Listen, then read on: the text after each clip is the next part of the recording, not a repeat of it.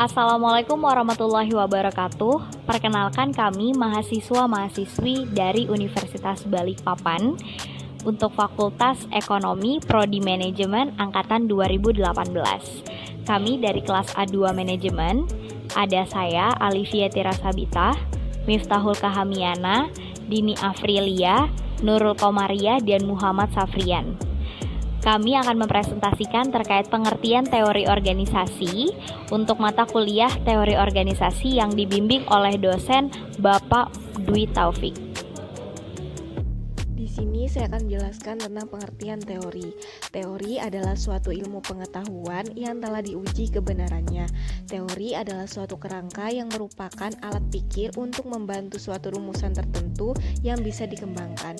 Secara umum, teori adalah suatu pedoman yang diberikan orang terbuka atau sekitarnya yang mampu memberi proses pekerjaan. Selanjutnya yaitu pengertian organisasi. Di sini saya akan menjelaskan pengertian organisasi menurut beberapa ahli. Yang pertama ada dari Lubis dan Husaini. Organisasi adalah sebagai suatu kesatuan sosial dari sekelompok manusia yang berinteraksi menurut suatu pola tertentu sehingga setiap anggota organisasi memiliki fungsi dan tugasnya masing-masing.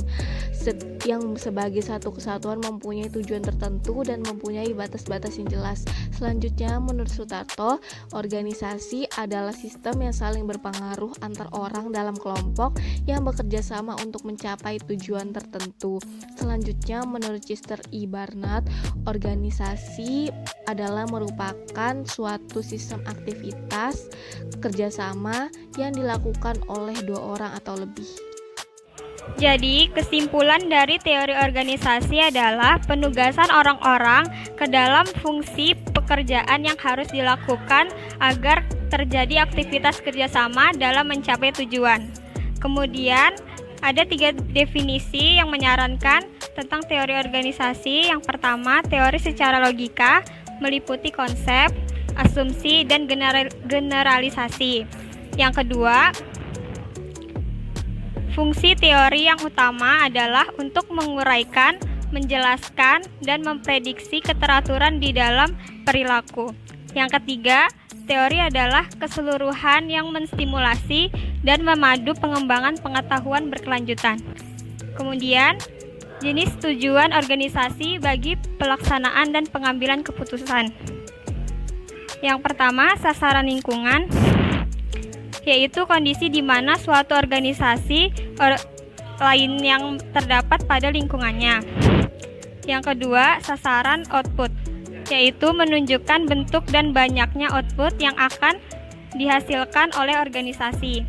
Yang ketiga, sasaran sistem, yaitu berhubungan dengan pemeliharaan atau perawatan maintenance organisasi sendiri. Yang keempat, sasaran produk, menggambarkan karakteristik produk atau jasa yang akan diberikan kepada konsumen. Sasaran ini menentukan jumlah mutu, jenis, corak, dan karakteristik lainnya yang mengembangkan karakteristik produk atau jasa yang ditawarkan. Yang kelima, sasaran bagian atau sub-unit goal, yaitu menggambarkan sasaran dari suatu bagian atau suatu satuan untuk kerja yang merupakan bagian dari suatu organisasi. Perangkat-perangkat yang terdapat dalam sebuah organisasi terdiri dari berbagai macam komponen, yaitu yang pertama adalah lembaga organisasi, wadah atau ikatan, yang kedua adalah sumber-sumber daya, yang ketiga adalah metode atau strategi organisasi, yang keempat adalah hubungan interrelasi dan aktivitas, dan yang terakhir adalah tujuan organisasi. Pengertian teori organisasi sendiri adalah studi tentang bagaimana organisasi menjalankan fungsinya dan bagaimana mereka mempengaruhi dan dipengaruhi oleh orang-orang yang bekerja di dalamnya ataupun masyarakat di lingkup kerja mereka. Secara umum, teori organisasi bisa diartikan sebagai suatu pikiran yang merupakan sekelompok orang yang membagi tugas dengan cara struktur atau mendapatkan pedoman yang ingin dicapai bersama-sama. Saya akan menjelaskan tentang bagian-bagian teori organisasi. 1. Teori organisasi klasik. Ada 3 aliran yang dibangun atas dasar anggapan-anggapan yang sama dan mempunyai efek yang sama. 1. Teori birokrasi, 2. Teori administrasi, 3. Manajemen ilmiah.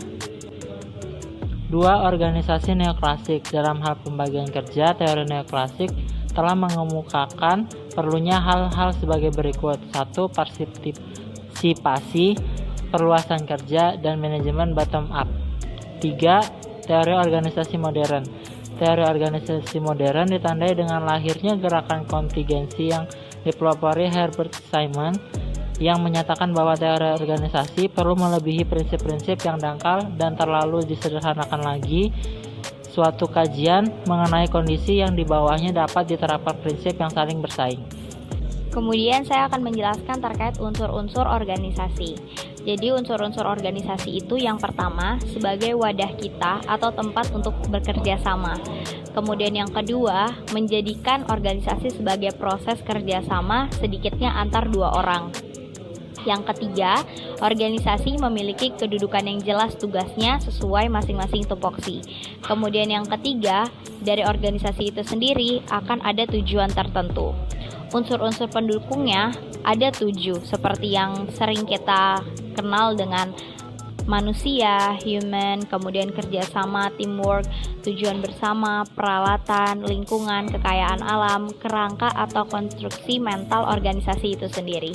Sekian dari presentasi kami, kelompok dari bab 1 untuk mata kuliah teori organisasi dengan subtema bab pengertian teori organisasi. Kami dari kelas A2 manajemen untuk Prodi Manajemen juga Fakultas Ekonomi dari Universitas Balikpapan.